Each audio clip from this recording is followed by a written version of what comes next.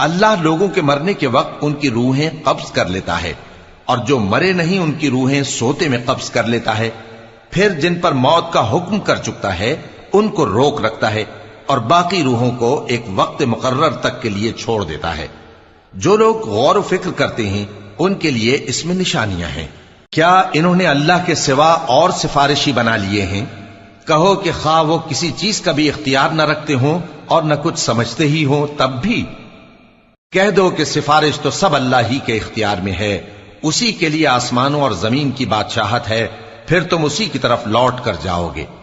اور جب ایک اکیلے اللہ کا ذکر کیا جاتا ہے تو جو لوگ آخرت پر ایمان نہیں رکھتے ان کے دل گھٹ جاتے ہیں، اور جب اللہ کے سوا اوروں کا ذکر کیا جاتا ہے تو فوراً خوش ہو جاتے ہیں۔ کہو کہ اے اللہ، اے آسمانوں اور زمین کے پیدا کرنے والے، پوشیدہ اور ظاہر کے جاننے والے، تو ہی اپنے بندوں میں ان باتوں کا جن میں وہ اختلاف کرتے رہے ہیں فیصلہ کرے گا۔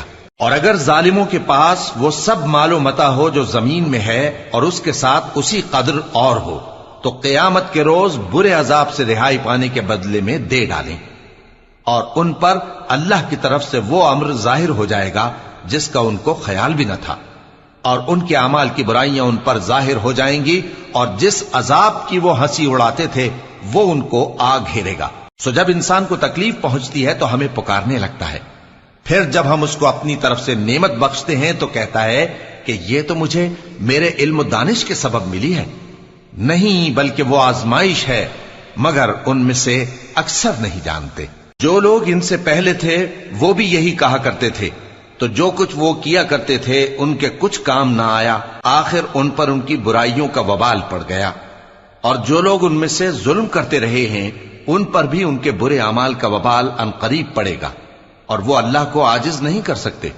کیا ان کو معلوم نہیں کہ اللہ ہی جس کے لیے چاہتا ہے رزق کو فراخ کر دیتا ہے اور جس کے لیے چاہتا ہے تنگ کر دیتا ہے؟ جو لوگ ایمان لاتے ہیں ان کے لیے اس میں بہت سی نشانیاں ہیں۔ اے پیغمبر، میری طرف سے لوگوں کو کہہ دو کہ اے میرے بندو، جنہوں نے اپنی جانوں پر زیادتی کی ہے، اللہ کی رحمت سے نا امید نہ ہونا۔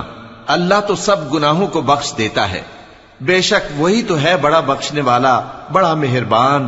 اور اس سے پہلے کہ تم پر عذاب آ واقع ہو، اپنے پروردگار کی طرف رجوع کرو اور اس کے فرما بردار ہو جاؤ، ورنہ بعد میں تم کو مدد نہیں ملے گی۔